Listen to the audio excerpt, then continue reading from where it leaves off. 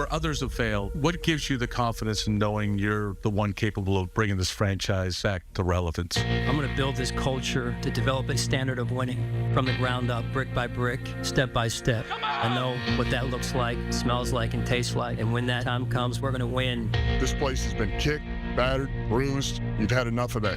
This team is going to take on the identity of this city. And when you punch us back, we're going to smile at you. And when you knock us down, we're going to get up.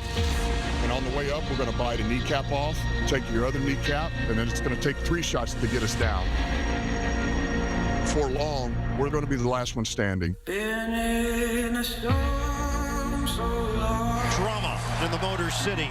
The big bad Buffalo Bills are coming to town. This Detroit team has just got something about it. You could feel it. Here we go!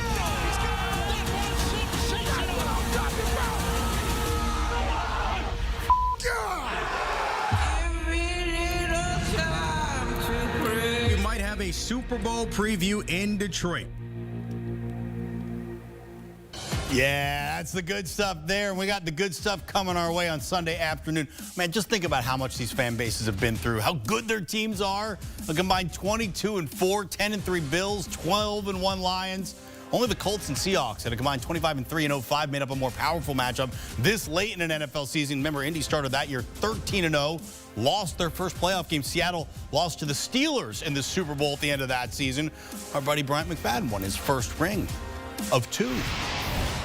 Say his name and he appears. 2-time Super Bowl champ, B-Mac, Bryant McFadden. He's joined the chat. Look, going to be a lot of fun breaking this fantastic matchup down. Let's take it unit by unit because you got Josh Allen jumping off the page, doing stuff that only he can do. But which unit, offensively, do you give the edge to in this game? Yeah, to your point, Josh Allen is playing like the best player in the National Football League. But as a team, offensively, I have to side with the Detroit Lions. They're the epitome in terms of balance. When you look at what Detroit has been able to do, of course, Russ, they're number 1 in the National Football League in points scored, around 32 points per ball game. They've been consistently scoring in the 30 plateau. Not to mention when you look at what they've done rushing the football. They're top 4 in rushing. They're top 4 in passing. One of 2 teams in the National Football League that's top 4 in both categories. The other team is the Baltimore Ravens. That's balance. They can run the football. Jared Goff has been outstanding in throwing the football, not to mention the efficiency. And when you have running backs with the nickname of Sonic and Knuckles, they've earned those nicknames because they have really displayed those same skill sets. So I have to side with the Detroit Lions solely because of the balance and how consistent they've been in either throwing the football, running the football, and most importantly, Russ, scoring points. All right, look, when we flip it to the defensive side, B-Mac, it should be easy in the sense that the Bills gave up 44 points in that loss to the Rams last week, but the Lions defense is all kind of banged up. So entering this game right now, where these 2 teams are, who gets the edge defensively?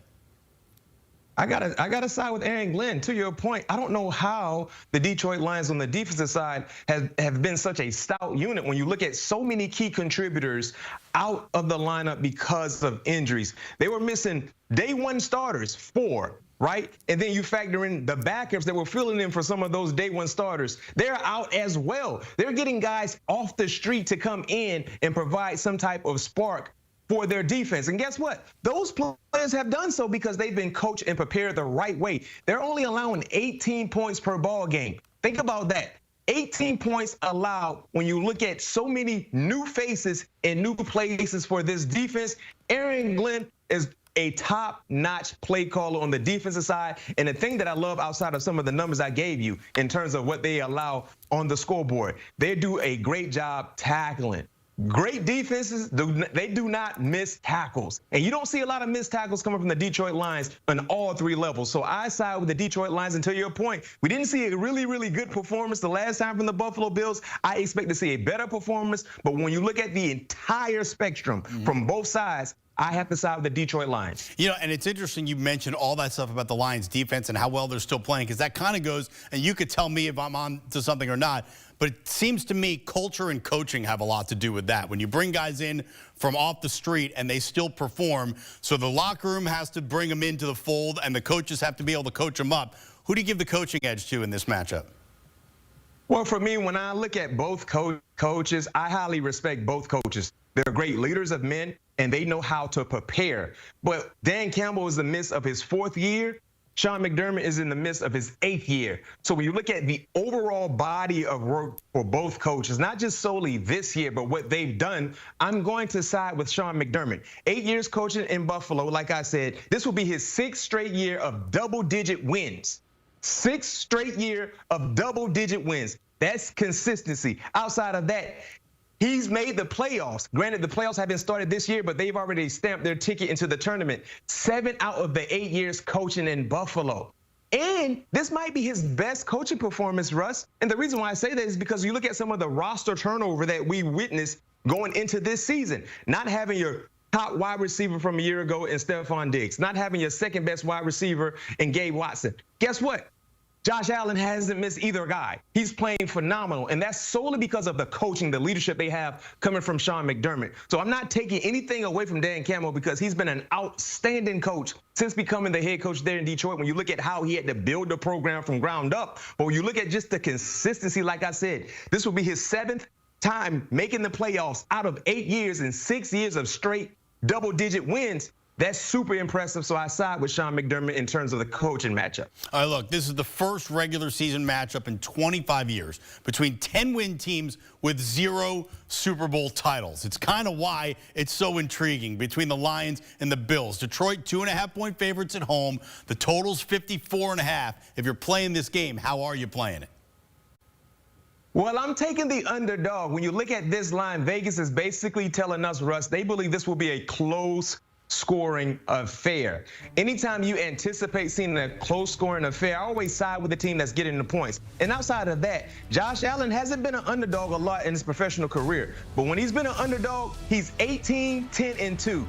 He's won 63% of the times as an underdog. That's a very, very important trend in terms of where this game sits. He is the underdog in this matchup. Yes, he's on the road, but this is a very, very important game for either side, especially Buffalo, because we saw what happened last week. Solely because of their defense couldn't get any timely stops. I believe Sean McDermott will have that defensive side much prepared. They will be more competitive, and we know Josh Allen is going to do Josh Allen-like things. So I'm taking Josh Allen getting 2.5. The hook is very, very important, Russ, but you know how I like to rock and roll from time to time. I'm not ashamed to buy points. So if you want to buy this up to maybe 3, 3.5, it's okay because it's like giving insurance to your potential bet. But I'm taking the underdog in this spot.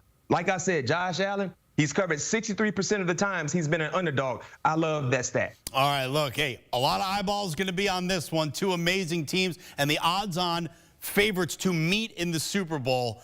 Man, it's going to be good between the Bills and the Lions on Sunday. B-Mac, thanks so much. And what a slate of games we have for you Sunday on CBS. First at 1 o'clock, Patrick Mahomes and the Chiefs visiting Jameis Winston and the Browns. Texans welcoming Tua and the Dolphins to Houston.